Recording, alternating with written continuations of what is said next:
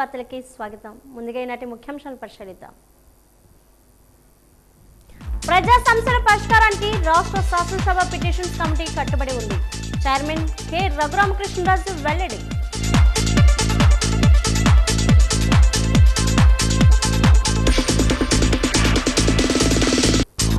Motor వాహనాల చట్టం నిబంధనలు అతిక్రమిస్తే చర్యలు తప్పవు. వెహికల్ రిటర్న్ మేళల్లో వాహన యజమానులకు సిపి శంకరప్రత వాక్షి హెచ్చరిక.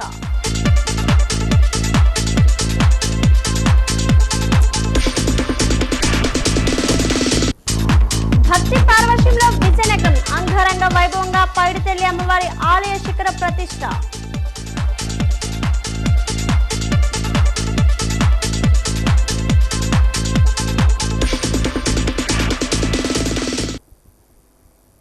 పార్తీపురం మన్యం జిల్లా కేంద్రంలోని గిరిజన సంఘం ఆధ్వర్యంలో ఆదివాసీలు భారీ నిరసన ర్యాలీ చేపట్టారు. ఆర్టీసీ కాంప్లెక్స్ నుంచి కలెక్టరేట్ వరకు నినాదాలు చేస్తూ సాగిన ఈ ర్యాలీ అనంతరం కలెక్టరేట్ కార్యాలయం ముందు బైఠాయించి నిరసన తెలిపారు. జీవో నెంబర్ 3ని పునరుద్ధరించాలని, నాన్ షెడ్యూల్ గ్రామాలను షెడ్యూల్ ఏరియాలోకి చేర్చాలని, పోడు భూములకు పట్టాల పంపిణీ చేయాలని వారు డిమాండ్ చేశారు. అలాగే జాతపు సవర భాష వాలంటీర్లు నియమించి వారి వేతనాలు పెంచాలని కోరారు. చివరిగా డిఆర్ఓ హేమలత నిరసన స్థలానికి వచ్చి గిరిజనుల వినతి పత్రాన్ని స్వీకరించారు. చట్టం తీసుకొస్తే చూస్తూ అర్హత కలిగి షెడ్యూల్ ఉండాలని చెప్పి 50 మంది పై ఈ డిమాండ్ల మీద మీరు ఏంటి మాట్లాడతారు? వాళ్ళ కలెక్టర్ ఆఫీస్ లో కూర్చోబెట్టి మర్యాదలు చేసి రాత్రి పట్టాలు ఇచ్చేస్తున్న సందర్భం ఉంది. అందు గురించే మనం చెప్తా ఉన్నాం, గిరిజనులకు సంబంధించిన షెడ్యూల్ 5వ ఏదైతే ఉందో ఆ షెడ్యూల్ ని ఖచ్చితంగా అమలు చేయాల్సిన బాధ్యత ఇక్కడున్న జిల్లా కలెక్టర్ తప్ప ఇంకొకటి కాదని మనం అడగలుగుతున్నాం. అదే కాదు, ఈరోజు మనం అడుగుతుంది ఏంటి, ఎవరు పదవులు అడగట్లే. అందులో మీ జిల్లాకు వచ్చేసరికి ఒక ప్రత్యేకమైనది. అంతకుముందు వైఎస్ఆర్ పార్టీ దగ్గర నుండి గిరిజన మంత్రి ఈ జిల్లా మనిషి, ఇప్పుడు తెలుగుదేశం మనిషి కూడా ఇక్కడ గిరిజన మినిస్టర్ గారు ఉంటారు. అంటే ఎలాంటి మినిస్టర్లు పెట్టుకుంటారంటే నోరు మెదపకుండా మాట్లాడకుండా ఎవరైతే ఉంటారో మన శాఖకి వాళ్ళకి ఇచ్చే పరిస్థితి ఉంది. 2 ఏళ్ళు అవుతుంది. చంద్రబాబు నాయుడు గారు చెప్తా ఉన్నాడు మాది మంచి ప్రభుత్వం, ఆదర్శవంతమైన ప్రభుత్వాన్ని. ఇది మంచి ప్రభుత్వం కాదు, మందు కొట్టే ప్రభుత్వం తప్ప కాదని తెలుసుకున్నాం. మంచి ప్రభుత్వం వచ్చుంటే మన గ్రామానికి మంచినీళ్ళు వచ్చుండేవి. మంచి ప్రభుత్వం వచ్చి ఉండుంటే మన గ్రామానికి రోడ్లు వచ్చుండేవి. మోడీ గారితో ఏమైనా మాట్లాడారా? మాట్లాడు. ఇక్కడ మాత్రం పౌరుషంగా మాట్లాడతారు. ఢిల్లీకి వెళ్ళేసరికి ఎవరైతే మోడీ ఉన్నాడో మోడీ కాళ్ళకెళ్ళి నమస్కారం పెట్టే చరిత్ర ఈరోజు ఆంధ్ర రాష్ట్రంలో ఉండే వాళ్ళకి వచ్చేసింది. నేడు ఆర్టీసీ కాంప్లెక్స్ వద్ద జరిగిన నిరసన కార్యక్రమంలో ఏపీ పీడీటీ ఆర్టీసీ జేఏసీ నాయకులు రవికుమార్, రాములు, భానుమూర్తి మాట్లాడుతూ ఆర్టీసీని ప్రైవేటీకరణ వైపు నెట్టే ప్రభుత్వ నిర్ణయాలు విరమించుకోవాలని డిమాండ్ చేశారు. 2029 నాటికి ప్రైవేటీకరణకు మార్గం సుగమం చేసే జీవో నెంబర్ 88ని తక్షణమే రద్దు చేయాలని, అలాగే 10,000 ఖాళీలను భర్తీ చేసి 4,000 కొత్త బస్సులను ప్రవేశపెట్టాలని వారు కోరారు. ఇది కేవలం ప్రజా రవాణా సంస్థను కాపాడుకునే ఉద్యమమే తప్ప ప్రభుత్వ వ్యతిరేక ఉద్యమం కాదని ఈ సందర్భంగా వారు స్పష్టం చేశారు.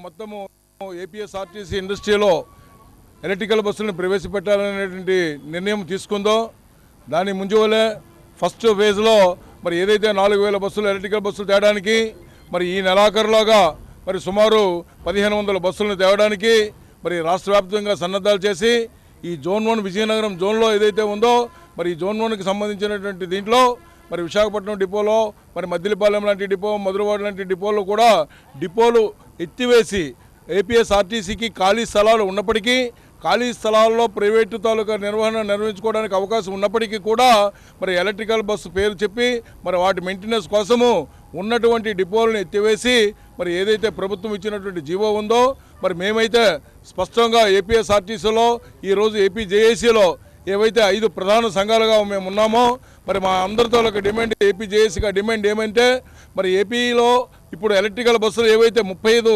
సీటింగ్ కెపాసిటీకి మించి ఉండవో మరి ఈ రాష్ట్రంలో మరి ఈ ప్రభుత్వము సూపర్ 6లో సక్సెస్ అయినటువంటి స్త్రీ శక్తి పథకము నిర్వహించబడాలంటే మరి మేము ఈరోజు నడుపుతున్నటువంటి 50 సీటింగ్ 60 సీటింగ్ బస్సులే చాలటం లేదు.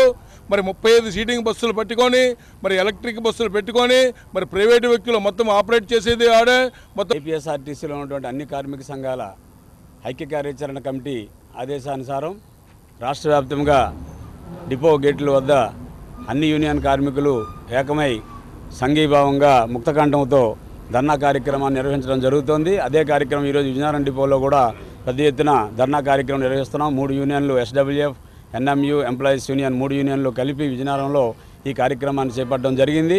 మరి ప్రధానమైన అంశం విద్యుత్ బస్సులు మిత్రుడు చెప్పడం జరిగింది.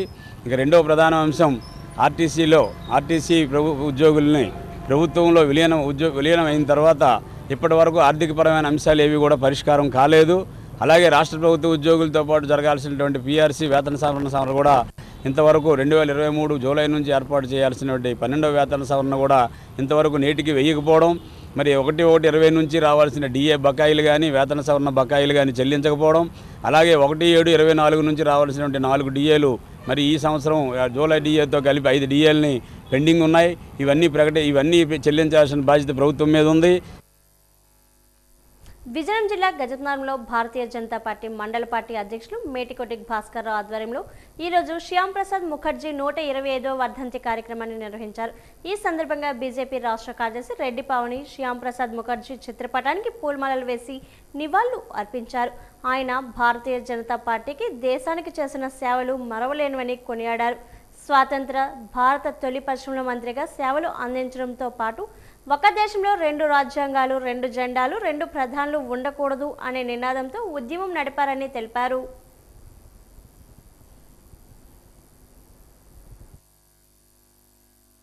గారు ఈ దేశానికి చేసిన సేవ సామాన్యమైనది కాదు, అది మర్చిపోలేనిది.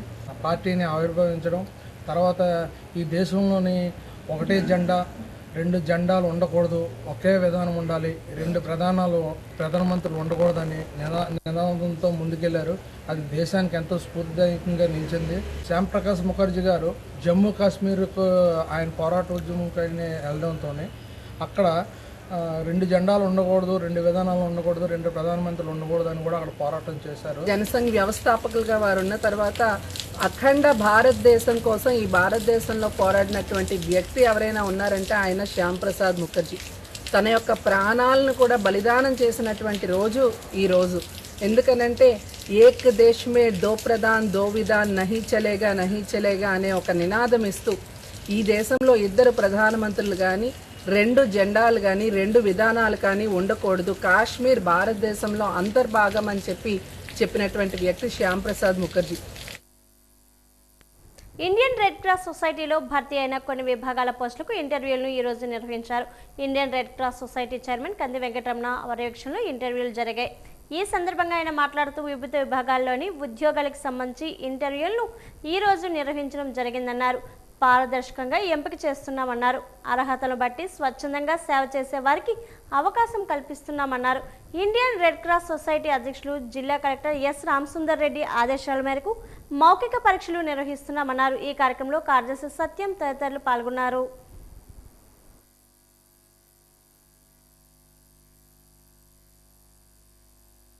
ఈ రెడ్ క్రాస్ మరింత అభివృద్ధి చేయడానికి ప్రస్తున్న ఖాళీలని ఫిలప్ చేయాలనే ఉద్దేశంతో ఈ యొక్క ఇంటర్వ్యూ నిర్వహిస్తున్నాం.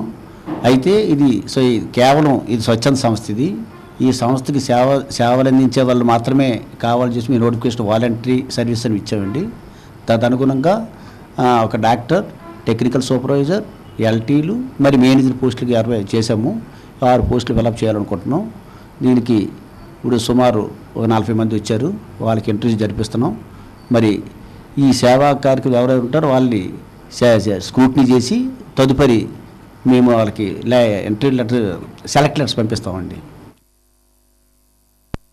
పార్తిపురం మన్యం జిల్లా సాలూరు మండలంలోని డెంసరాయి గ్రామంలో మౌలిక వసతులు కరువయ్యాయి. సుమారు 60 కిలోమీటర్ల దూరంలో కొండల మధ్య ఉన్న ఈ గ్రామానికి సరైన రహదారి సౌకర్యం లేకపోవడంతో ప్రజలు నిత్యం ఇబ్బందులు పడుతున్నారు. ఇక్కడే ప్రభుత్వ పాఠశాలలో 30 ఏళ్ల నాటి భవనం, విద్యుత్ లేని రేకుల గదిలో 58 పిల్లలకు ఒకే ఉపాధ్యాయుని పర్యవేక్షణలో చదువుకుంటున్నారు. అంగన్వాడీ కేంద్రం పరిస్థితి కూడా ఇందుకు భిన్నంగా లేదు. సరైన గది లేక 38 మంది చిన్నారులు చీకటి గదిలో నలుగుతున్నారు.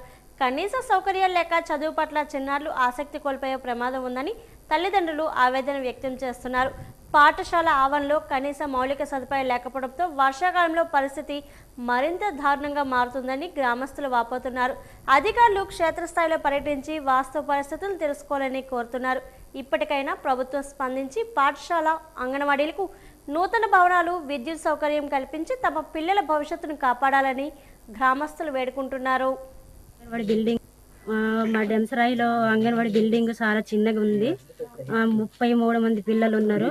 అందులో చిన్న గద్దె కాకపోవడం వల్ల ఇరుకుగా ఉంది. అక్కడ అంగన్వాడీ టీచర్ కూడా చదివించడానికి చాలా ఇబ్బందిగా ఉంది. ఆ బిల్డింగ్ కొంచెం మాకు ఇస్తే బాగుంటుందనేసి మేము కోరుకుంటున్నాము. పంచాయతీ గ్రామాల్లో అందరూ ఇప్పుడు 9 గ్రామాల నుండి పిల్లలు వస్తున్నారు. పంచాయతీ స్కూలు చాలా ఇబ్బంది. 20 సంవత్సరాలు కాబట్టి బిల్డింగ్ కావాలనేసి మేము కోరుకోబడి జరుగుతుంది. ఇప్పుడు వారికి ఏ మాత్రం లేకపోయి కాబట్టి మనకి ఏదో ఈ పేపరే మొన్న ఇప్పటికి 5 రోజులైంది పేపర్ మాకి 100 మంది పిల్లలు కాబట్టి ఇప్పుడు మాకు మంచి బిల్డింగ్ కావాలనేసి మేము కోరుతున్నాము. స్కూల్ అయితే ఉంది కానీ మాకు బిల్డింగ్ కావాలి. పిల్లలు ఎంతమంది అంటే 60 మంది దగ్గర ఉన్నారు సార్. పిల్లలు చదువుతున్నారు. మాకు దయచేసి న్యాయం చేస్తారని మేము మాట్లాడుతున్నాము. మా డెంసరాయ్ గ్రామ పంచాయతీలోన మాకు స్కూల్ బిల్డింగ్ కావాలి. రేకులు ఇచ్చారు, అది కూడా 30 సంవత్సరాలు అయిపోతుంది. అది ఎప్పుడు పడిపోతుందో తెలియదు. పిల్లలు చాలా చక్కగా చదువుతున్నారు. మాస్టర్ కూడా ఒక్కడనే మాకు ఇచ్చారు సార్. మాకు అంతమంది 60 మంది పిల్లల్ని హ్యాండిల్ చేయాలంటే మాకు కూడా ఇంకా టీచర్ పోస్ట్ను ఇవ్వాలని ఇంకొక 3 మాస్టర్లను పెట్టినా పర్లేదు సార్. ఎందుకంటే అంతమంది పిల్లలు మన 9 గ్రామాల నుంచి మన డెంసరాయ్ పంచాయతీ స్కూల్లో చదువుకోవడానికి వస్తున్నారు కాబట్టి. ఉపాధి హామీ పథకాన్ని జూలై 1వ తేదీ నుంచి బీజీ రామ్జీ పథకంగా మార్చారని, బీజీ రామ్జీ పథకాన్ని రద్దు చేయాలని వ్యవసాయ కార్మిక సంఘం నాయకుడు పురం అప్పారావు డిమాండ్ చేశారు. డ్వామా ప్రాజెక్ట్ డైరెక్టర్కు వ్యవసాయ కార్మిక సంఘ నేతలు వినతి పత్రం అందజేశారు. ఈ సందర్భంగా ఆయన మాట్లాడుతూ రామ్జీ పథకం వల్ల ఉపాధి హామీ పథకంకి ఎన్నో అనర్థాలు జరిగే అవకాశం ఉందన్నారు. ఉపాధి కూలీలు ఎంతో నష్టపోతున్నారన్నారు. బిల్లులు సక్రమంగా వచ్చే పరిస్థితులు ఉండవన్నారు. ఇప్పుడు ప్రవేశపెట్టిన కొత్త పథకాన్ని తక్షణమే రద్దు చేయాలన్నారు. రద్దు చేయకపోతే వ్యవసాయ కార్మిక కర్షక సంఘ నేతలతో ఉద్యమాన్ని ఉధృతం చేస్తామని హెచ్చరించారు. ఉపాధి హామీ పథకాన్ని కొనసాగించాలన్నారు.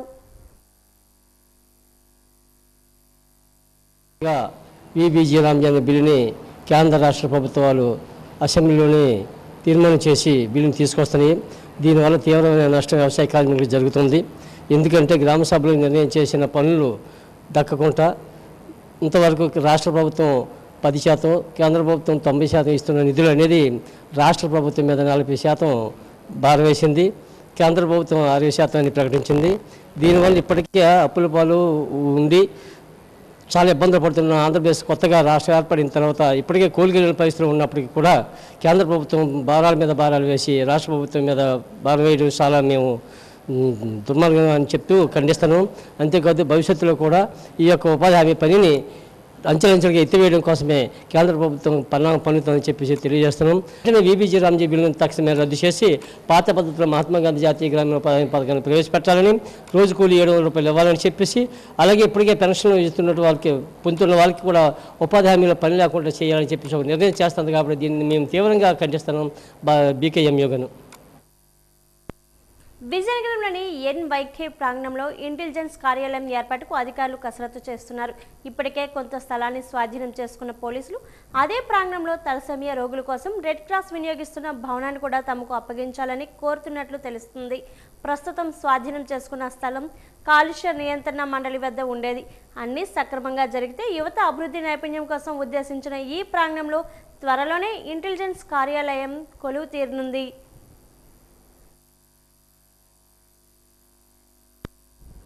భారత ప్రభుత్వం యువత కోసం అందిస్తున్న వివిధ అవకాశాలు, పథకాల గురించి తెలియజేయడమే లక్ష్యంగా మేరా భారత్ పోర్టల్ పనిచేస్తుంది. ఈ పోర్టల్ ద్వారా కేంద్ర ప్రభుత్వం ఎక్స్పీరియర్ లెర్నింగ్ ప్రోగ్రామ్, క్విజ్ పోటీలు, బోర్డర్ విజిలెన్స్ పర్యటనలు వంటి పలు కార్యక్రమాలు నిర్వహిస్తుంది. విజయనగరం జిల్లాలో ఉన్న 15 నుంచి 29 సంవత్సరాల మధ్య వయసు గల యువతీ యువకులు ఈ అవకాశాలను సద్వినియోగం చేసుకోవాలని జిల్లా సమన్వయకర్త ఎన్ ప్రేమ్ భరత్ కుమార్ కోరారు. యువత తమ గ్రామాలు లేదా ప్రాంతాల అభివృద్ధికి ఏమైనా ప్రజా సమస్యపై పనిచేయాలన్నా ఒక సమూహంగా ఏర్పడి యువజన క్లబ్బులను స్థాపించుకోవడం ఎంతో అవసరమని ఆయన తెలిపారు. ఇందుకు గల ఆసక్తి గలవారు విజయనగరంలోని మేరా భారత్ కేంద్ర కార్యాలయానికి వచ్చి దరఖాస్తు ఫారం తీసుకొని తమ వివరాలను నమోదు చేసుకోవాలని ఆయన సూచించారు. మై భారత్ పోర్టల్ ద్వారా భారత ప్రభుత్వం మీకు అనేక అవకాశాలని ఆ పోర్టల్లో ఉంచడం జరుగుతుంది. ఎక్స్పీరియన్షియల్ లెర్నింగ్ ప్రోగ్రామ్ కానీ, క్విజెస్ కానీ, అలాగే వేరు రాష్ట్రాల బోర్డర్ విలేజెస్కి వెళ్ళి మీకు అక్కడ ఉండి అక్కడ పరిస్థితులు తెలుసుకునే రకరకాలైన ప్రోగ్రామ్స్ ఇక్కడ మై భారత్ పోర్టల్లో ఉంచడం జరుగుతుంది. దాన్ని విజయనగరం యువత సద్వినియోగం చేసుకోవాలని పిలుపునిస్తూ సెలవు. ఈ నెల 28న విజయనగరంలో జిల్లా ఒలింపిక్ అసోసియేషన్ ఆధ్వర్యంలో ఒలింపిక్ రన్ నిర్వహించనున్నారు. స్థానిక కోట వద్ద ప్రారంభమై 3 లాంతర్లు గంట స్తంభం మీదుగా రాజు స్టేడియం వరకు సాగే ఈ రన్కు సంబంధించిన టీషర్ట్, టోపీలను క్రీడా సంఘాల నాయకులతో కలిసి ఈరోజు స్థానిక GSR హోటల్లో ఆవిష్కరించారు. ఈ కార్యక్రమానికి మంత్రి కొండపల్లి శ్రీనివాస్, ఎమ్మెల్యే అదితి గజపతిరాజు, ఎమ్మెల్సీ గాజు శ్రీనివాసులు నాయుడు, కార్పొరేషన్ చైర్మన్ పాల్వలస యశస్విని, ఎస్పీ ER దామోదర్, జిల్లా క్రీడా అధికారి వెంకటేశ్వర ముఖ్య అతిథులుగా రానున్నారు. జిల్లా క్రీడాకారులు, యువత ఈ రన్లో పాల్గొని విజయవంతం చేయాలని అసోసియేషన్ అధ్యక్షుడు గురాన ఐలు, కార్యదర్శి CH వేణుగోపాలరావు, గురాన రాధిక, అవనాపు విజయ్ పిలుపునిచ్చారు. ప్రతి సంవత్సరం లాగే విజయనగరంలో ఒలింపిక్ డే నాడు రన్ చేయడానికి అందరూ ఒలింపిక్ అసోసియేషన్ అందరూ కూడా నిర్ణయించడం జరిగింది. మరి ఈ నెల 28వ తారీఖు ఆదివారం ఉదయం 7:30కి మన విజయనగరంలో ఉన్నటువంటి కోట జంక్షన్ నుంచి ఒలింపిక్ రన్ మొదలయ్యి రాజీవ్ స్టేడియం దగ్గర వరకు ముగిసేటట్టు అందరూ కూడా నిర్ణయం తీసుకోవడం జరిగింది. మా జిల్లా విజయనగరం ఒలింపిక్ అసోసియేషన్ ఆధ్వర్యంలో అధ్యక్షుడు గురాన ఐలు గారి ఆధ్వర్యంలో ఒలింపిక్ రన్ అనే కార్యక్రమం మన కోట జంక్షన్ దగ్గర నుండి మొదలుపెట్టుకుని మన రాజీవ్ స్టేడియం ద్వారా ముగించడం జరుగుతుంది. దీనికి ముఖ్య అతిథిగా మంత్రివర్యులు కొండపల్లి శ్రీనివాస్ గారు, స్థానిక శాసనసభ్యురాలు అత్ని విజయలక్ష్మి గజపతిరాజు గారు, అదేవిధంగా ఎమ్మెల్సీ గేదెల శ్రీనివాస్ నాయుడు గారు, ఎస్పీ గారు, ప్రముఖులు పాల్గొంటారు. అదేవిధంగా విజయనగరం ప్రజానికానికి అలాగే క్రీడాకారులకు అందరూ కూడా ఈ ఒలింపిక్ రన్ని పాల్గొని పెద్ద ఎత్తున ఈ ఒలింపిక్ ఖరీఫ్ సీజన్కు ఎరువులు అందుబాటులో ఉన్నాయని జిల్లా వ్యవసాయ శాఖ అధికారి విటి రామారావు అన్నారు. కలెక్టరేట్లోని తన కార్యాలయంలో ఈరోజు ఆయన వాజీ న్యూస్తో మాట్లాడారు.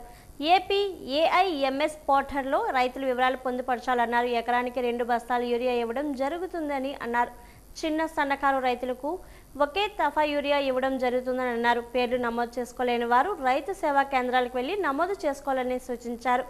వ్యవసాయ శాఖ క్షేత్రస్థాయి అధికారులను సంప్రదించాలని అన్నారు.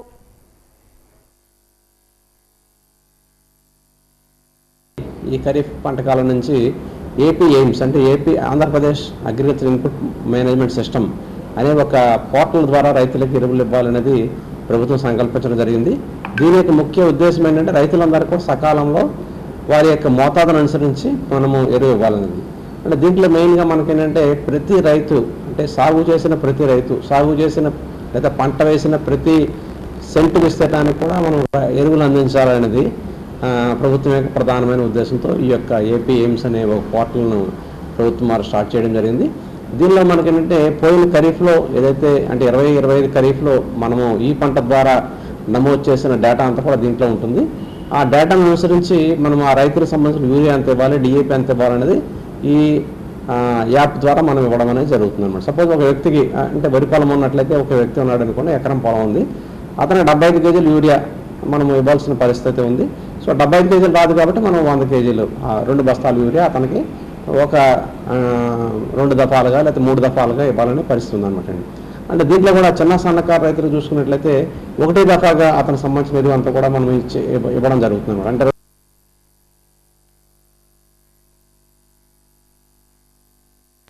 నగరంలోని 50వ డివిజన్ వైఎస్ఆర్ నగర్లో వెలిసిన శ్రీ సత్యమ్మ తల్లి నూతన ఆలయ విగ్రహ ప్రతిష్ఠ మహోత్సవాలు భక్తి శ్రద్ధలతో ప్రారంభమయ్యాయని ఆలయ కమిటీ అధ్యక్షులు తనంగి జగన్నాథ్ రెడ్డి తెలిపారు. ఈ నెల 23వ తేదీన ప్రారంభమైన ఈ ఉత్సవాలు 25వ తేదీ వరకు కొనసాగుతాయని ఆయన పేర్కొన్నారు. శ్రీ పరభవనామ సంవత్సరం జ్యేష్ఠ శుద్ధ ఏకాదశి గురువారం జూన్ 25వ తేదీన ఉదయం 10:41 స్వాతి నక్షత్రయుక్త సింహలగ్నమందు అమ్మవారి విగ్రహ ప్రతిష్ట మహోత్సవం అత్యంత వైభవంగా జరగనుందని తెలిపారు. ఈ సమస్త క్రతువులు బ్రహ్మశ్రీ లక్ష్మీ ఓంకార్ ఆచార్య సిద్ధాంతి గారి ఆధ్వర్యంలో నిర్వహించబడుతున్నామని వెల్లడించారు. గురువారం మధ్యాహ్నం 12 గంటల నుండి అమ్మవారి అన్నప్రసాద వితరణ కార్యక్రమం జరుగుతుందని, భక్తులందరూ ఈ పుణ్య కార్యంలో పాల్గొని అమ్మవారి కృపకు పాత్రలు కావాలని కమిటీ కోరింది.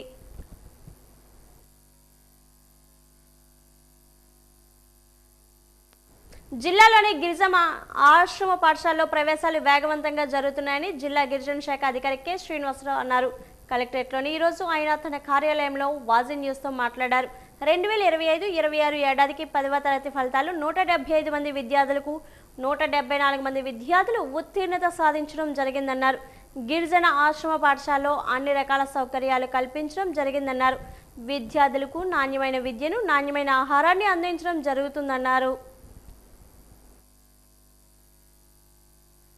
సంవత్సరం అడ్మిషన్లన్నీ పూర్తి స్థాయిలో సక్రమంగానే జరుగుతూ ఉన్నాయి.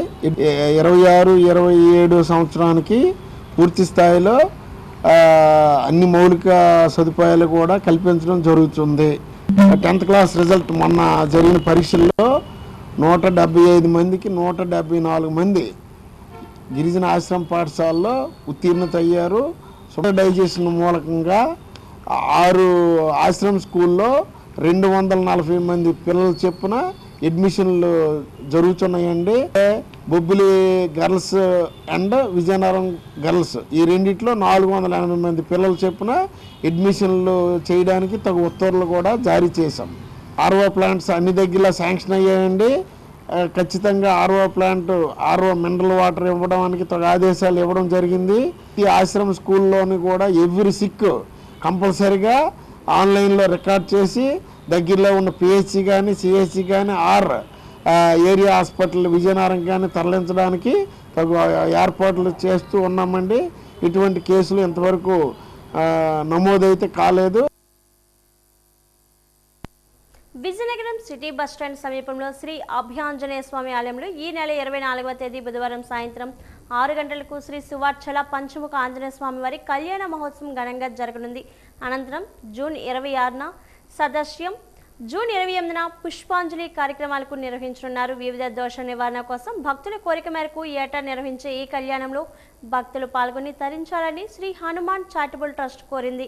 కళ్యాణం చేయించాలనుకునే వారు భక్తులు గోత్రనామాలతో ముందుగా సంప్రదించగలరు. మన సిటీ బస్టాండ్లో వేయించేసి ఉండేటువంటి శ్రీ శ్రీ శ్రీ శ్రీ అభయ ఆంజనేయ స్వామి వారి యొక్క జ్యేష్ఠ శుద్ధ దశమి నాడు ప్రతి సంవత్సరం కూడా చాలా చక్కగా చాలా కనుల విందుగా శ్రీ సువస్త్ర సమేత పంచముఖ ఆంజనేయ స్వామి వారి కళ్యాణం గత 26 సంవత్సరాల నుంచి కూడా చాలా చక్కగా జరుగుతున్నది. రేపు జ్యేష్ఠ శుద్ధ దశమి బుధవారం సాయంత్రం ఆంజనేయ స్వామి వారి యొక్క కళ్యాణం శ్రీ సువస్త్ర సమేత పంచముఖ ఆంజనేయ స్వామి వారి దివ్య కళ్యాణ మహోత్సవం జరుగుతున్నది. ఈ కళ్యాణంలోని ప్రతి ఒక్కరు కూడా పాల్గొని స్వామివారి ఆశీస్సులు పొందాలని చెప్పి కోరుకుంటున్నారు. ఉత్తరాంధ్ర ఇలవెల్పు శ్రీ పైడితల్లి అమ్మవారి ఆలయ నూతన శిఖర ప్రతిష్ట మహోత్సవం ఈరోజు భక్తి శ్రద్ధలతో ప్రారంభమైంది. 3 రోజుల పాటు జరగనున్న ఈ వేడుకల్లో భాగంగా మొదటి రోజు నిర్వహించిన విశేష వైదిక కార్యక్రమాల్లో విజయనగరం శాసనసభ్యురాలు పూస్పాటి అదితి విజయలక్ష్మి గజతరాజు పాల్గొన్నారు. అమ్మవారి సమక్షంలో చేపట్టిన ప్రత్యేక పూజలు, హోమాలు, పుణ్యవచనం వంటి పవిత్ర క్రతువులకు ఆమె భక్తిపూర్వకంగా నిర్వహించారు. ఈ సందర్భంగా ఎమ్మెల్యే మాట్లాడుతూ అమ్మవారి ఆశీస్సులతో నగరం సుభిక్షంగా ఉండాలని కోరుకుంటున్నానని, ఈ పుణ్యకార్యంలో భాగస్వామి కావడం ఎంతో ఆనందంగా ఉందని తెలిపారు.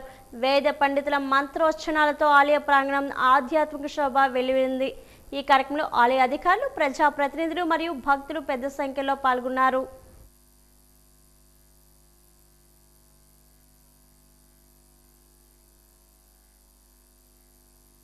ఉత్తరాంధ్ర ఇలవేల్పు శ్రీ శ్రీ శ్రీ పైడితల్లి అమ్మవారి ఆలయ పునర్నిర్మాణం సందర్భంగా అమ్మవారిని తిరిగి ప్రధాన ఆలయంలో భక్తులు దర్శించుకోవడానికి వీలుగా ఈ 3 రోజుల కార్యక్రమాలు శిఖర ప్రతిష్ట మరియు కుంభాభిషేకం కార్యక్రమాలు నిర్వహించబడుతున్నాయి. 23వ తేదీ నుంచి 25వ తేదీ వరకు.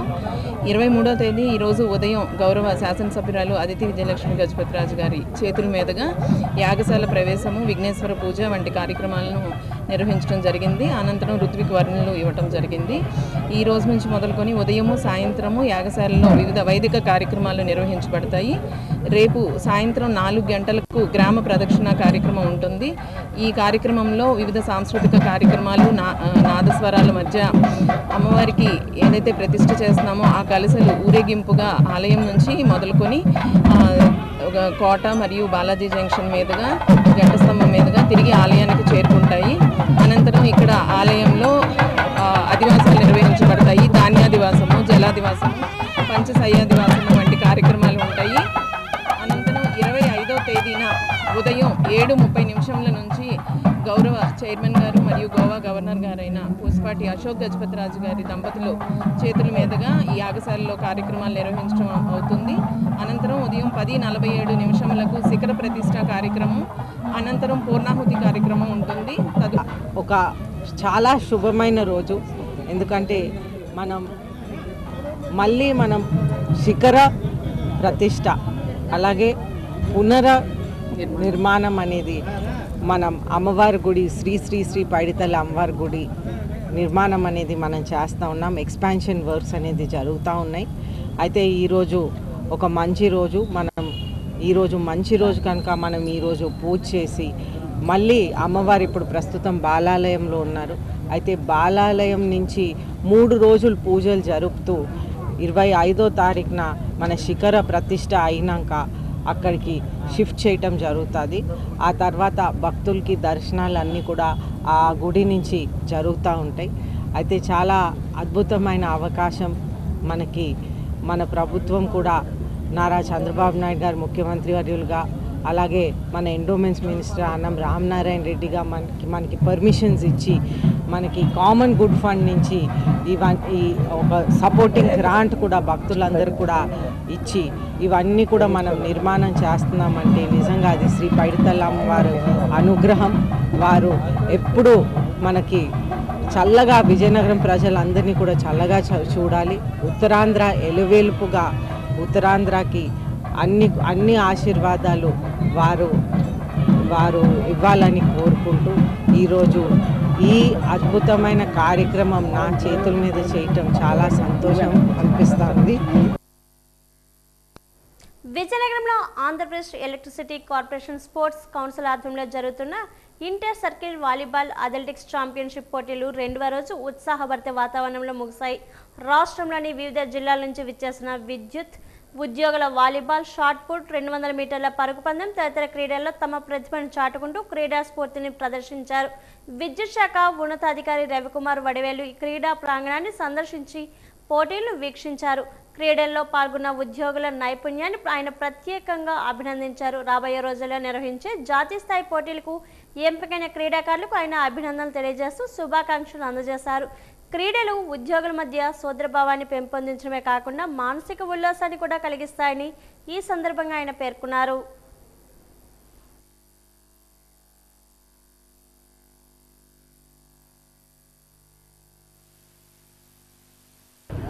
మేము ఎవ్రీ ఇయర్ మా ఎలక్ట్రిసిటీ బోర్డులో 19 టోర్నమెంట్లు కండక్ట్ చేస్తాము.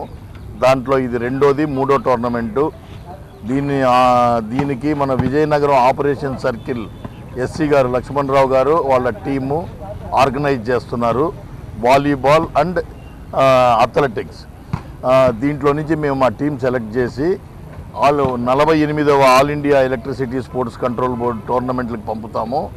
వాలీబాల్ వచ్చి అథ్లెటిక్స్ వచ్చి మన దగ్గరే ఉంది.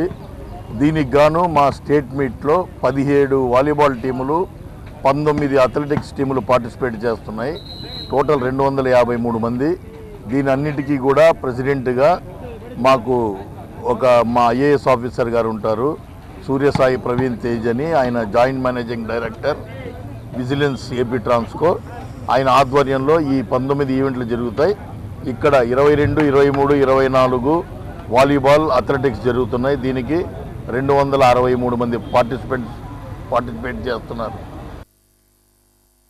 తెలంగాణలో ఆంధ్రప్రదేశ్ రాష్ట్ర రహదారులు, భవనాల శాఖ, పంచాయతీరాజ్ మరియు గ్రామీణ అభివృద్ధి శాఖల నిధుల ద్వారా మంజూరైన సుమారు 4.95 కోట్ల వ్యయంతో చేపట్టనున్న పలు రోడ్డు అభివృద్ధి పనులకు బొబ్బిలి ఎమ్మెల్యే బేబీ నాయన, బుడా చైర్మన్ మరియు మాజీ ఎమ్మెల్యే తెండు లక్ష్మీనాయుడు ఈ రోజు శంకుస్థాపన చేశారు. ఈ సందర్భంగా ఎమ్మెల్యే బేబీ నాయన మాట్లాడుతూ గత ప్రభుత్వ హయాంలో రహదారుల అభివృద్ధిపై నిర్లక్ష్యం వహించడం పట్ల రాష్ట్ర వ్యాప్తంగా రోడ్లు దెబ్బతిన్నాయని విమర్శించారు. కూటమి ప్రభుత్వం అధికారంలోకి వచ్చిన తర్వాత బొబ్బిలి నియోజకవర్గంలోని ప్రధాన రహదారుల అభివృద్ధికి ప్రత్యేక చర్యలు చేపట్టామని తెలిపారు. రాష్ట్ర ఆర్థిక పరిస్థితులు సవాల్తో కూడుకున్నప్పటికీ ప్రజలకు ఇబ్బందులు కలగకుండా ఎన్నికల సమయంలో ఇచ్చిన హామీల మేరకు రోడ్డు నిర్మాణాలకు ప్రభుత్వం నుంచి నిధులు మంజూరు చేయించామని చెప్పారు. ఈ పనులను త్వరలోనే ప్రారంభించి నిర్ణీత గడువులోగా పూర్తి చేస్తామని ఆయన పేర్కొన్నారు. ఈ 2 సంవత్సరాలు గత ప్రభుత్వంలో జరిగినటువంటి విధ్వంసకర పాలనని, జరిగినటువంటి పూడ్చలేనటువంటి నష్టం అనుకున్నాం. అవన్నిటినీ కూడా సరిదిద్దుకుంటూ కొత్త వర్కులు మంజూరు చేసుకుంటూ కాలక్రమేణా ప్రత్యేకించి తర్లాం మండలంకి ఒక నిధులు వరద అనేది మంజూరు చేయించుకొని పనులు కూడా పూర్తి చేసుకుంటున్నాం అనే విషయం మీకు అందరికీ కూడా సగర్వంగా తెలియజేసుకుంటున్నాను. ప్రజలు ఏ నమ్మకంతో, ఏ అభిమానంతోనైతే ఎన్డీఏ కూటమికి మరి మద్దతు తెలిపి వారు సేవ చేసుకునే అవకాశం కల్పించారో దాంట్లో ఏమాత్రం కూడా వేమరపాటు లేకుండా మా బాధ్యతను మేము సక్రమంగా నిర్వహిస్తున్నామని మీకు అందరికీ కూడా తెలియజేసుకుంటున్నాను. ఉత్తరాంధ్ర ఇలవేల్పు విజయనగరం ప్రజల ఆరాధ్య దైవం అయిన శ్రీ శ్రీ శ్రీ పైడితల్లి అమ్మవారి పునర్నూతన శిఖర ప్రతిష్ట మహోత్సవం మరియు మహా కుంభాభిషేక మహోత్సవాల్లో భాగంగా నిర్వహిస్తున్న 3 రోజుల కార్యక్రమంలో ఈ రోజు సాయంత్రం శ్రీ పైడితల్లి అమ్మవారి ఆలయ ప్రాంగణంలో వైభవంగా హోమ కార్యక్రమం నిర్వహించారు. ఈ పవిత్ర కార్యక్రమంలో శాసన సభ్యురాలు పుష్పాటి అదితి విజయలక్ష్మి గజతరాజు పాల్గొని అమ్మవారిని దర్శించుకొని ప్రత్యేక పూజలు నిర్వహించారు. ఈ కార్యక్రమంలో ఆలయ ఈవో శిరీష, వేద పండితులు, అర్చకులు, ఆలయ సిబ్బంది, ఆలయ ట్రస్ట్ సభ్యులు బంటుపల్లి వెంకట్రావు, ధనంజయ్ తదితరులు పాల్గొన్నారు. అలాగే పెద్ద సంఖ్యలో భక్తులు హాజరై హోమంలో పాల్గొని అమ్మవారి ఆశీర్వాదాలు పొందారు.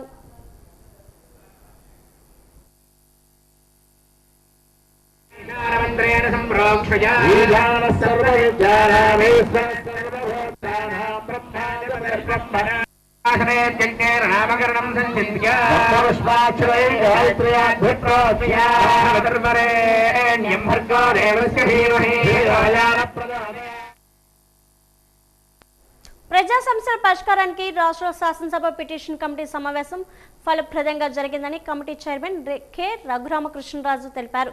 ముఖ్యంగా గాజువాక నియోజకవర్గానికి సంబంధించిన దీర్ఘకాలిక సమస్యలపై ఎమ్మెల్యే పల్లా శ్రీనివాసరావు స్పందించిన 14 పిటిషన్ల సమావేశంలో సవివరంగా పరిశీలించి సంబంధిత శాఖల అధికారులతో విస్తృతంగా చర్చించినట్లు పేర్కొన్నారు.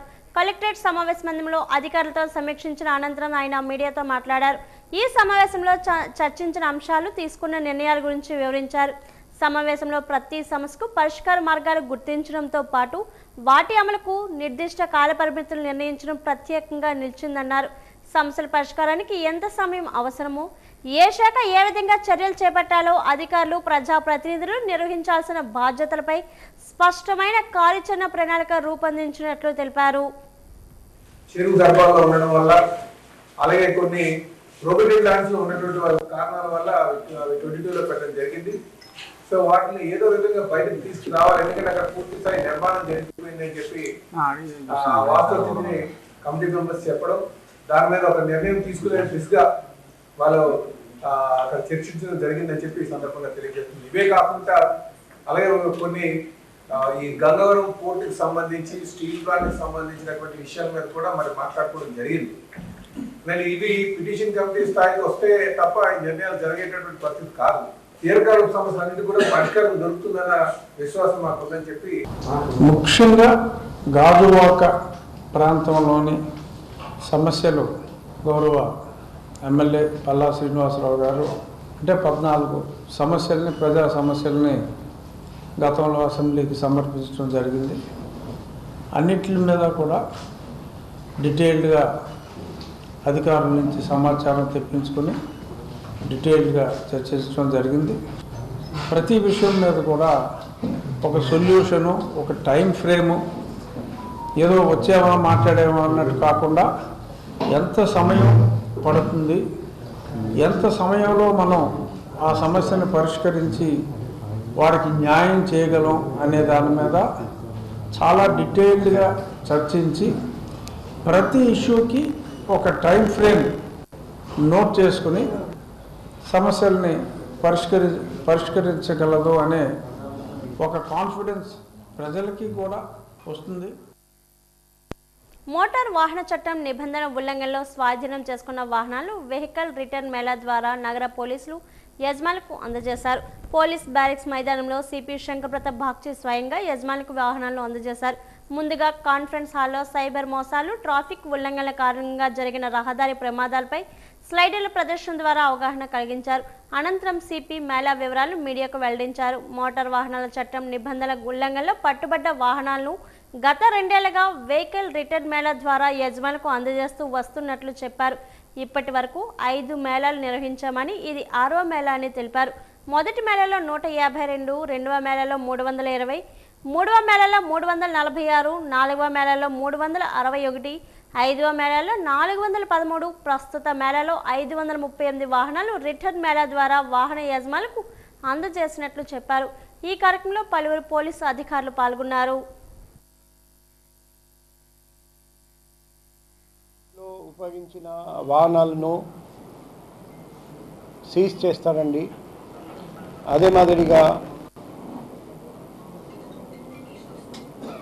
ఎవరైనా బండి రోడ్ మీద వదిలేసి వెళ్ళిపోతే, మనం ప్రయత్నం చేసినా కూడా ఓనర్ దొరకపోతే అబండన్ వెహికల్ సీజ్ చేయాల్సి వస్తుంది.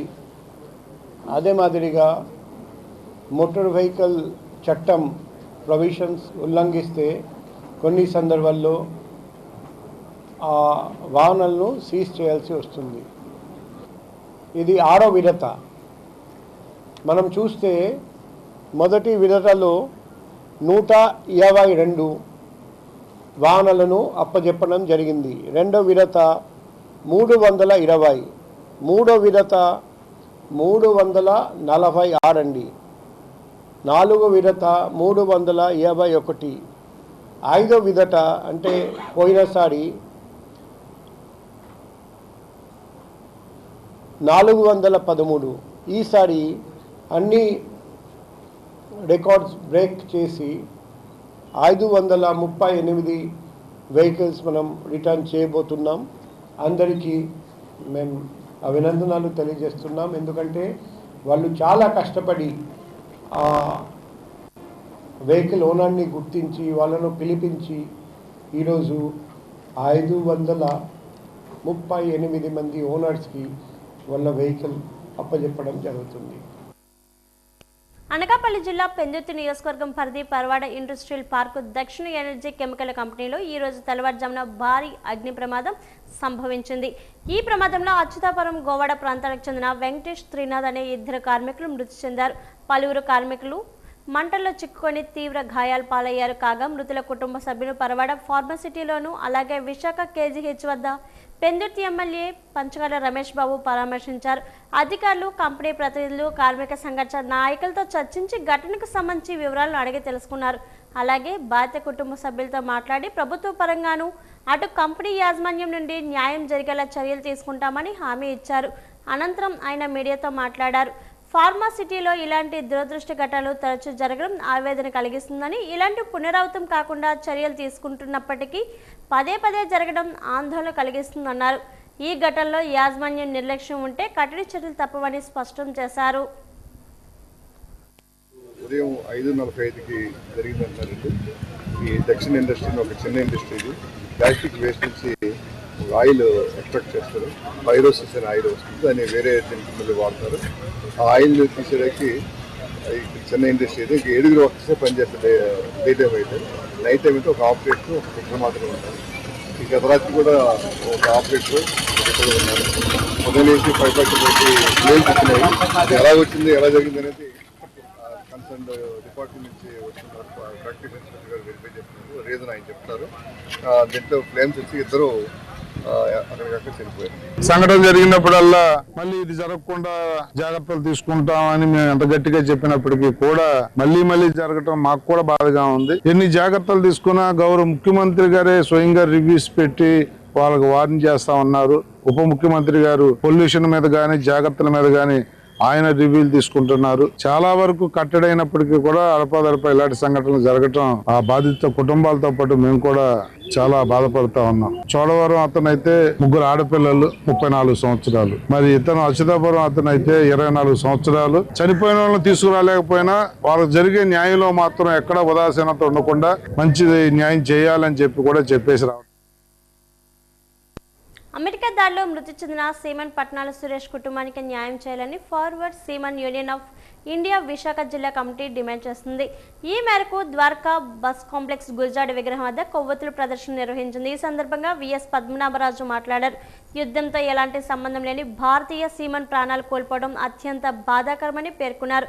ఈ ఘటనపై కేంద్ర ప్రభుత్వం తక్షణమే స్పందించి సమగ్ర విచారణ జరిపించి వాస్తవాలను దేశ ప్రజలకు వెల్లడించాలని, అంతర్జాతీయ స్థాయిలో దౌత్యపరమైన చర్యలు చేపట్టి మృతుల కుటుంబాలకు న్యాయం జరిగేలా చూడాలని డిమాండ్ చేశారు.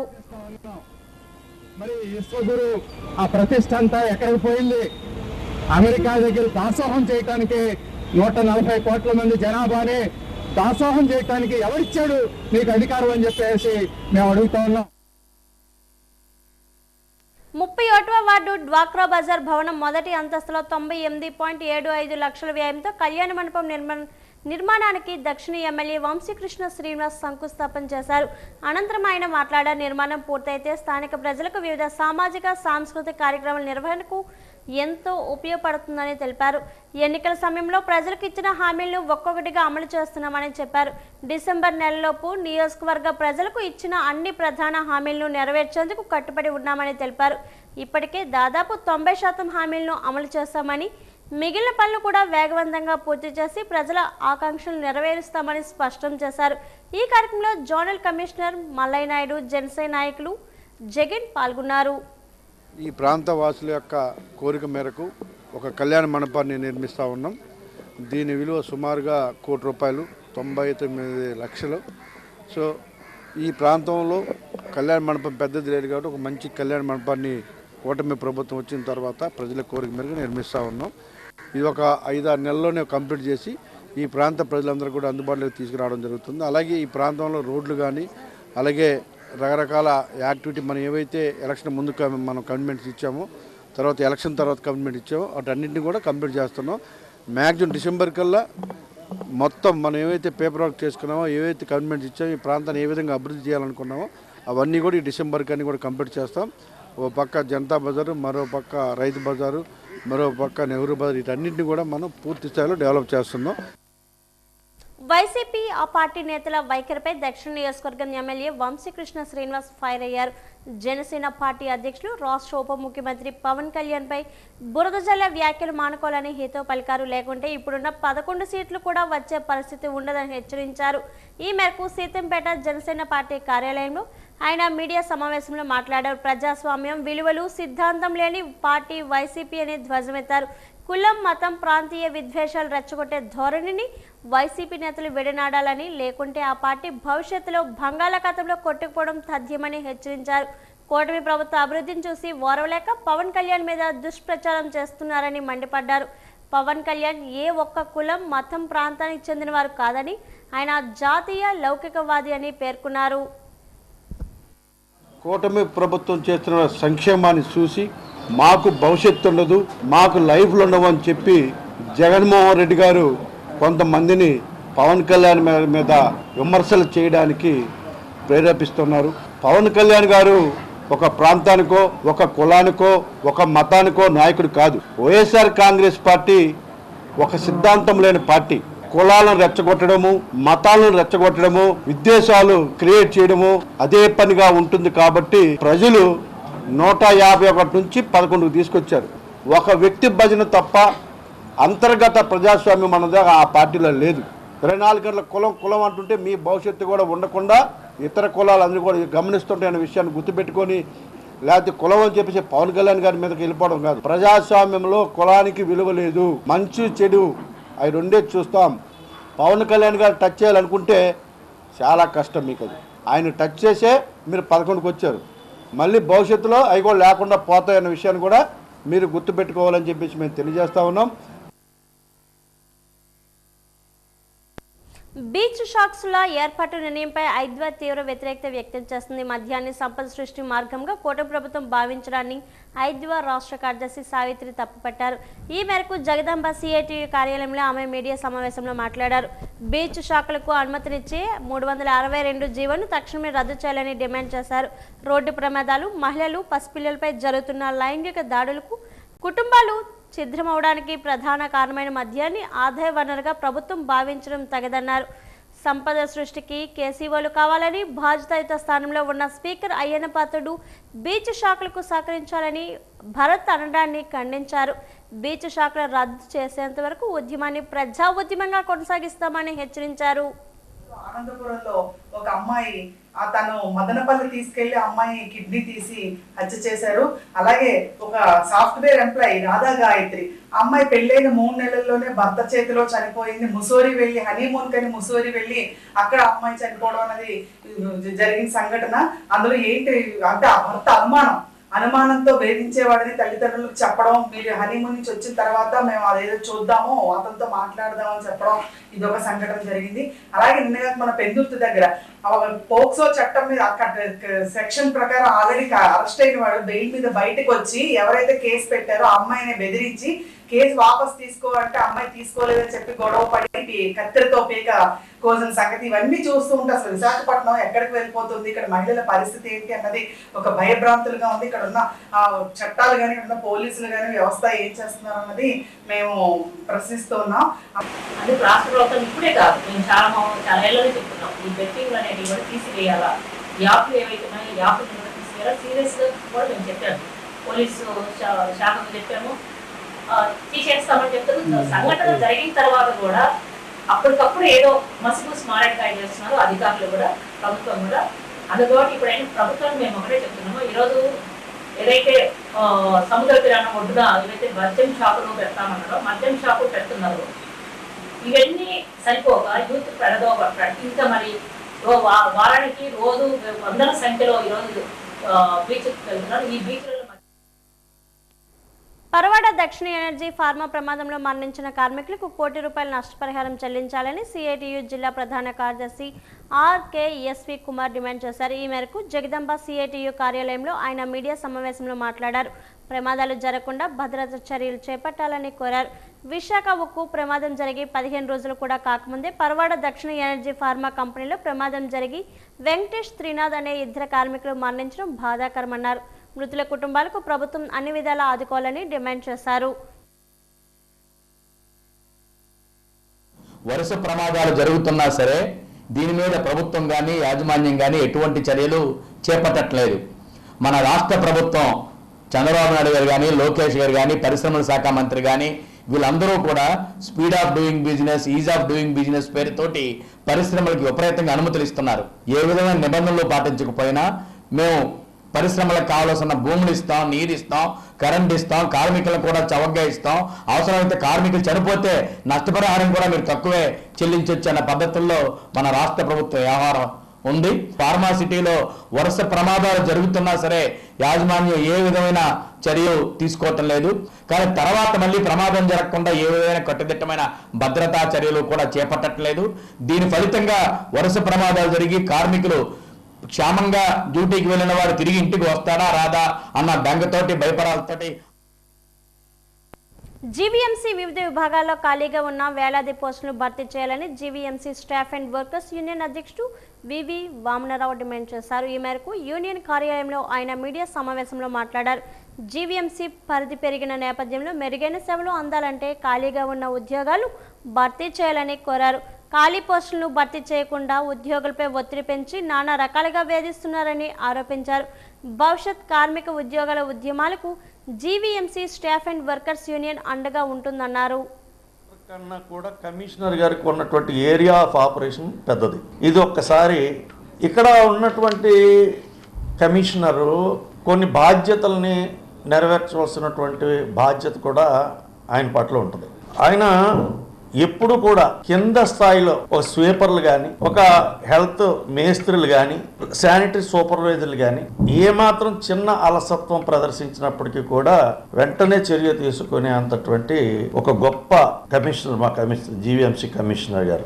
ఎందుకంటే ఆయన అలసత్వాన్ని అయితే ఎక్కడ కూడా అంగీకరించే పరిస్థితి మాత్రం ఆయనకి లేదు. కానీ ఆయన దగ్గర ఉన్నటువంటి ఫైల్స్ మాత్రం వారాల తరఫున మాత్రం క్లియర్ చేయరు, కొన్ని నెలలు కూడా క్లియర్ చేయరు.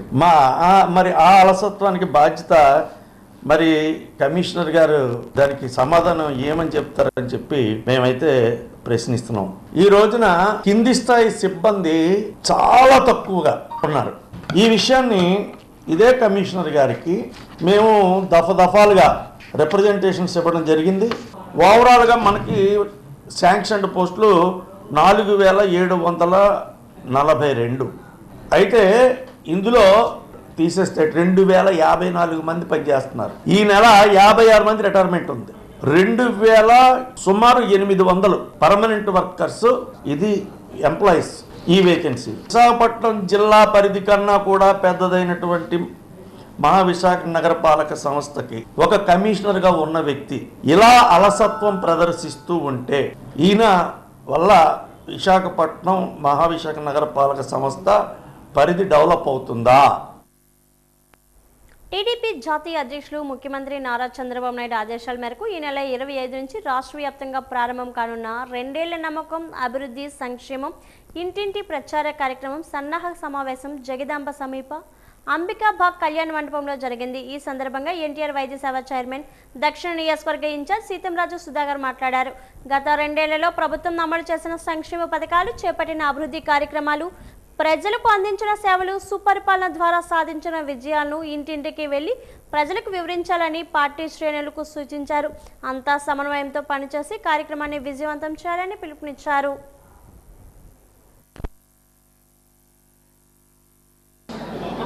తెలుగుదేశం 2 ఏళ్ల పాలన మీద డోర్ టు డోర్ వెళ్ళి మా బూత్ ప్రెసిడెంట్లు కానీ, క్లస్టర్ కానీ, యూనిట్ ఇన్ఛార్జ్ కానీ, వార్డు ప్రెసిడెంట్ కానీ నాతో సహా అందరూ డోర్ టు డోర్ వెళ్ళి ఈ 2 ఏళ్లలో మేము చేసిన పనులు, రేపు చేయబోయే పనులు కూడా వివరించడం జరుగుతుంది. ప్రతి నివాసికి కూడా, దక్షిణ నియోజకవర్గంలో ఉన్న ప్రతి ఓటర్కి కూడా. ఇది కాకుండా ఎస్ఐఆర్ కూడా డోర్ టు డోర్ మా బూత్ ప్రెసిడెంట్లు, బిఎల్ఏలు అందరూ పాల్గొంటారు.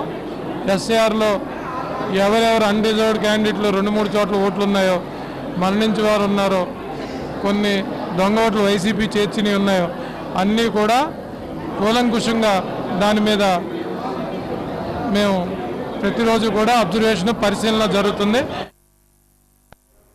AU sports in charge professor doctor Krishna Reddy జయంతిని పురస్కరించుకొని అతని కుటుంబ సభ్యులు డాబా గార్డెన్స్ ప్రేమ్ సమాజంలో అన్నదానం చేశారు.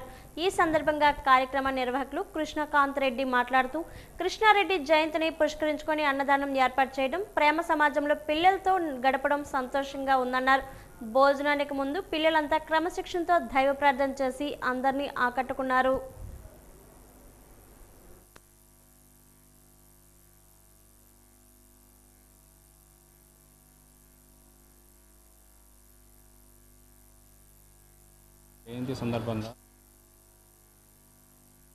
విశాఖ తీరంలో భూదోపిడీపై సమగ్ర విచారణ జరపాలని తెలుగు శక్తి అధ్యక్షుడు బివి రామ్ శాసనసభ పిటిషనర్ల కమిటీకి విజ్ఞప్తి చేశారు. ఈ మేరకు నగరంలోని ఒక హోటల్లో కమిటీ చైర్మన్ రఘురామకృష్ణరాజుకు వినతి పత్రాన్ని అందజేశారు. అనంతరం ఆయన మాట్లాడారు.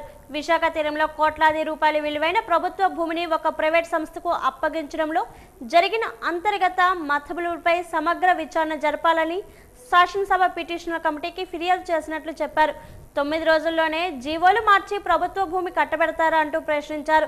వరుణ్ హాస్పిటాలిటీ ప్రైవేట్ లిమిటెడ్ సంస్థకు Taj Mahal hotel, IT office space కోసం చదరపు గజానికి కేవలం 47,000 రూపాయల చొప్పున కేటాయించడం వెనుక భారీ కుంభకోణం దాగి ఉందని రామ్ ఆరోపించారు. ఇందాకే ఓ నివేదిక ఇచ్చాం. ఏదైతే విశాఖపట్నంలో 1236 గజాలు 40,000 రూపాయలకు మహారాణిపేటలో అమ్మారో అది ఆ జీవోల నెంబర్లు 2 జీవోలు, ఆ జీవోలు కూడా చాలా కాన్స్పిరసీ ఉందని చెప్పి తెలియపరిచాం. దాంట్లో వాగు పూర్వం భూమి ఉంది, మరి ఇన్ని అవతవకల్లో ప్రభుత్వం ఎందుకు అలా చేస్తుందో అర్థం కాని పక్షం మరి డెఫినెట్గా దీనిపైన దృష్టి పెట్టమని చెప్పడం జరిగింది. ఏదైతే గూగుల్ డేటా సెంటర్ విశాఖపట్నంలో వస్తుందో దానికి నీరు విద్యుత్తు ప్రభుత్వం ఎలాగేస్తుందని ఇప్పుడు దాకా చెప్పలేదండి. అది ప్రజల్లో ఒక అపోహ ఉంది. సో వాళ్ళు సామాన్యుడు నీరు ఇవ్వకుండా మీరు గూగుల్ డేటా సెంటర్ నీరు వేస్తాం అనేది చాలా ఆశాస్పదం. వేళ పోలవరం లెఫ్ట్ కెనాల్ని చేస్తానంటున్నారు. రైతులు నీరు ఇవ్వాలి, రైతుని పక్కకు పెట్టి మీరు చేయటం అనేది దుర్మార్గం అని చెప్పి మేము తెలియపరిచాం. ఇంకా విశాఖపట్నం అనే పేరు రాదు ఎయిర్పోర్ట్కి. VTZ అనేది కూడా మొత్తం పోతుంది. అంటే ప్రపంచ చరిత్రలో ఇంకా విశాఖపట్నం అనే పేరు కనుమరుగైపోతుంది. భోగాపురం విమానాశ్రయంలో క్యాబ్ కార్మికుల సమ్మె హక్కుపై నిషేధం విధించిన జీవో నెంబర్ 330ను వెంటనే ఉపసంహరించుకోవాలని విశాఖ క్యాబ్ డ్రైవర్స్ యూనియన్ గౌరవ అధ్యక్షుడు బి జగన్ డిమాండ్ చేశారు. ఈ మేరకు జగదాంబ CITU కార్యాలయంలో ఆయన మీడియా సమావేశంలో మాట్లాడారు. డ్రైవర్ల హక్కులను కాలరాసే ప్రభుత్వ విధానాలను విడనాడాలని, ప్రజాస్వామ్య హక్కులు కాపాడాలని డిమాండ్ చేశారు. VM యాక్ట్ రూల్స్ను రాష్ట్ర ప్రభుత్వం వెంటనే రూపొందించాలని కూడా డిమాండ్ చేశారు. కార్మికుల న్యాయమైన డిమాండ్లు అణచివేయడం కాకుండా వారితో చర్చలు జరిపి సమస్యలు పరిష్కరించాలని, లేకుంటే ఆందోళనను తీవ్రతరం చేస్తామని హెచ్చరించారు. ప్రభుత్వం ఆగమేఘాల మీద జీవో నెంబర్ 330ని విడుదల చేసింది. భోగాపురం ఎయిర్పోర్ట్ని ఈరోజు ఓపెనింగ్ చేయబోతున్నారు వచ్చే నెలలో. కానీ జూన్ 5వ తారీఖు నుంచి డిసెంబర్ 4వ తారీఖు వరకు ఎటువంటి ఆందోళన కానీ సమ్మెలు కానీ క్యాబ్ డ్రైవర్లు చేయొద్దని చెప్పేసి జీవో ఇచ్చారు. మేము అడుగుతా ఉన్నాం, క్యాబ్ డ్రైవర్లు అంటే ఈ రాష్ట్ర ప్రభుత్వానికి ఎందుకు భయం? గత 7 సంవత్సరాల నుంచి లేబర్ మినిస్టర్ని, ఈరోజు ట్రాన్స్పోర్ట్ మినిస్టర్ని 100 సార్లు కలిసి ఉంటాం. ఒక పక్కనే పెట్రోల్ ధరలేమి 8 రూపాయలు పెరిగాయి, ఒక పక్కనే 10% ధరలు పెరిగితే 12% ధరలు తగ్గించి ఇస్తామన్నారు. ఇది సరైనది కాదని చెప్పేసి అనేక సందర్భాల్లో ఈరోజు డిప్యూటీ ట్రాన్స్పోర్ట్ కమిషనర్ దృష్టికి కానీ కలెక్టర్ దృష్టికి తీసుకెళ్తే కలెక్టర్ గారు ఈ రోజు వరకు ఒక జాయింట్ మీటింగ్ వేయట్లేదు. భోగాపురం ఎయిర్పోర్ట్ ప్రారంభం నుంచే మేము ఈరోజు క్యాబులన్నీ స్ట్రైక్ చేస్తాం. అందుకని చెప్పేసి మా సమస్యలన్నింటినీ పరిష్కారం చేయడానికి కలెక్టర్ గారు వెంటనే జోక్యం చేసుకోవాలి, రాష్ట్ర ప్రభుత్వం మినిస్టర్ వెంటనే మీటింగ్ పెట్టి దాన్ని పరిష్కారం చేయాలి, రూల్స్ ఫ్రేమ్ చేయాలని చెప్పేసి అడగదలుచుకున్నాం. వార్తలు ముగించే ముందు ముఖ్యాంశాలు మరోసారి. ప్రజా సమస్యల పరిష్కారానికి రాష్ట్ర శాసనసభ పిటిషన్ కమిటీ కట్టుబడి ఉంది. చైర్మన్ కె రఘురామకృష్ణరాజు వెల్లడి.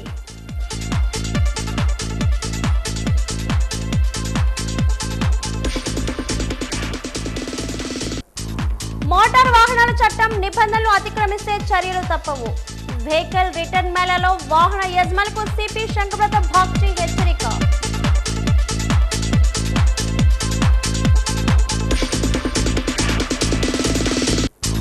భక్తి పార్వశ్యంలో విజయనగరం అంగరంగ వైభవంగా పైడితల్లి అమ్మవారి ఆలయ శిఖర ప్రతిష్ఠ.